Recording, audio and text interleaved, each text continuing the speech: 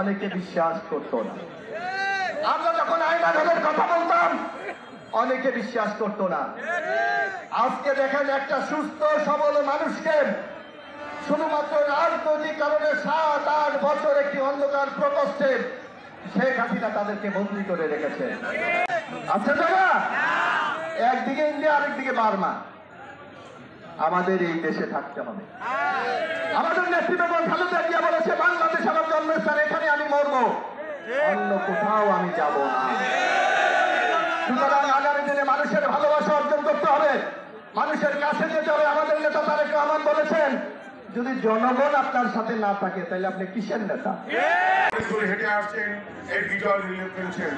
আমাদের সবচেয়ে গর্বের দিন আজকে বাংলাদেশের শেষ শেখ হাসিনা মুক্ত বাংলাদেশ।